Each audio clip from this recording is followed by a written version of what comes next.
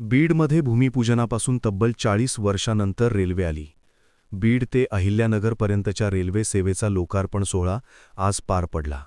मुख्यमंत्री देवेंद्र फडणवीस, अजित पवार, पंकजा मुंडे, बजरंग सोनावणे यावेळेला उपस्थित होते. यावेळी सोहळ्यामध्येच बीड जिल्ह्यातल्या लोकप्रतिनिधींमध्ये श्रेयवादाचं नाट्यही रंगलं. भूमिपूजनापासून तब्बल 40 वर्षांनंतर बीडमध्ये रेल्वे आली. बीड ते अहिल्यानगरपर्यंत धावणाऱ्या रेल्वेचा उद्घाटन सोहळा पार पडला. मुख्यमंत्री फडणवीस, उपमुख्यमंत्री अजित पवार, मंत्री पंकजा मुंडे, खासदार बजरंग सोनावणे हे उद्घाटन सोहळ्याला उपस्थित होते. पण या सोहळ्यातच बीड जिल्ह्यातल्या लोकप्रतिनिधींमध्ये श्रेयवादाचं नाट्य रंगलं. मी आदरणीय सीएम साहेबांना म्हणलं, एक वेळ माझं नाव नाही घेतलं तरी चालेल, पण आमच्या प्रीतमताईंचं नाव आवर्जून याच्यामध्ये घ्या. 10 वर्ष ही रेल्वे प्रत्यक्षात उतरली. मग बाप्पा, तुम्ही तर खूप भाग्यवान आहात ना. नांगरलं कोणी, पेरणी केली कोणी, आणि कापणीच्या वेळी आमचे बाप्पा आले. बीड जिल्ह्यातल्या जनतेने मला निवडून दिलं. त्याचं काम करण्याचा सालकरी घडी म्हणून मी प्रामाणिक प्रयत्न करतो आहे. मी रेल्वेचा ट्रॅक टाकण्याच्या मागे मीटिंगा घेऊन आजपर्यंत रेल्वेच्या GM पासून चीफ इंजिनियरपर्यंत, मिनिस्टरपर्यंत, बोर्डाच्या अध्यक्षापर्यंत आत्तापर्यंत मी जवळपास 16 मीटिंगा घेतलेल्या आहेत. आणि त्या बैठकांमधून काय फलित झालं तर आपली रेल्वे आजपर्यंत आपल्याला इथे आलेली आहे. मी माननीय मंत्री पशुसंवर्धन, पर्यावरण व वातावरणीय बदल श्रीमती पंकजा मुंडे मॅडमना विनंती करतो की त्यांनी या प्रसंगी आपले मनोगत व्यक्त करावे. सोहळ्याच्या वेळेला पंकजा मुंडेंचं नाव भाषणासाठी पुकारण्यात आलं. त्यावेळी अजित पवार मुख्यमंत्र्यांशी काहीतरी बोलताना दिसले.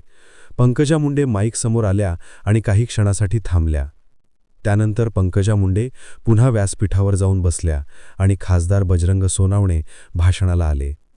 रेल्वेच्या अधिकाऱ्यांनी बोलताना का टाळलं माहीत नाही, पण मुख्यमंत्र्यांनी दादांनी बोलायला संधी दिली त्याबद्दल तुमचे आभार.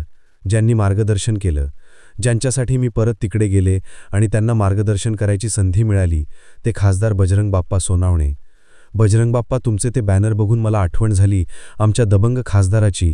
कारण तुम्ही लिहिलंय दबंग खासदार, तर दबंग खासदार ज्यांना पहिल्यांदा उपी दिली त्या खासदार प्रीतमताई मुंडेंशिवाय हा कार्यक्रम पूर्ण होऊ शकत नाही. उद्घाटन कार्यक्रमापूर्वी मुंडे समर्थकांनी गोपीनाथ मुंडे यांचे फोटो झळकावले. गोपीनाथ मुंडे अमर रहे अशा घोषणाही देण्यात आल्या. खासदार बजरंग सोनावणेंच्या समर्थकांनीही दबंग खासदार असे फलक झळकावले. मुंडे आणि सोनावणे समर्थकांची अजित पवारांनी भाषणातून चांगलीच कानउघडणी केली. अरे, जग कुठे चाललंय?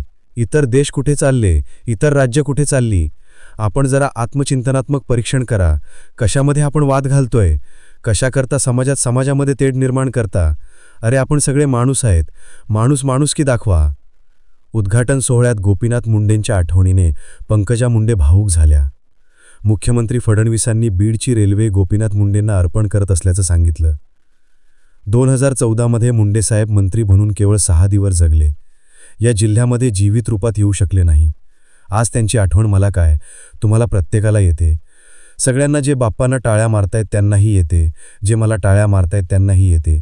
कारण मुंडेसाहेबांच्या नावाविषयी कोणाच्या मनात किंतु परंतु कधीच पितृपक्ष चाललेला आहे. आपण अखरपक म्हणतो.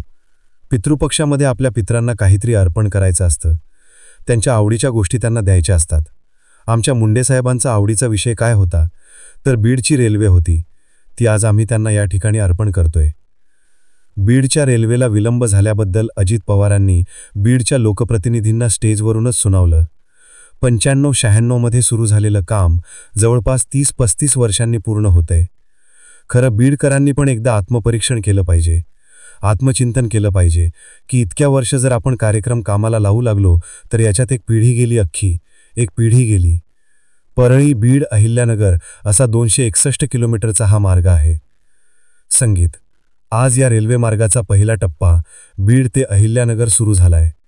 पुढील वर्षापर्यंत हा संपूर्ण रेल्वे मार्ग सुरू होणार आहे. बीड ते अहिल्यानगर रेल्वेला 3.5 तासाचा वेळ लागणार आहे. आठवड्यातील 6 दिवस ही ट्रेन धावणार आहे. रविवारी ही ट्रेन धावणार नाही. बीड ते अहिल्यानगर मार्गासाठी 45 रुपये तिकीट आहे. सकाळी 6 वाजता अहिल्यानगरहून ट्रेन सुटेल. ती ट्रेन दुपारी 11:30 वाजता बीडला पोहोचेल. त्यानंतर तीच ट्रेन दुपारी 1 वाजता बीडहून निघून संध्याकाळी 6:30ला अहिल्यानगरमध्ये पोहोचेल. बीड ते अहिल्यानगर दरम्यान एकूण 16 स्टेशन्स आहेत.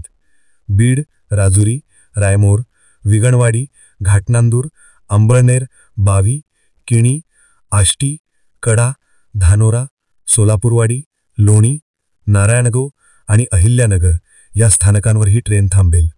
संगीत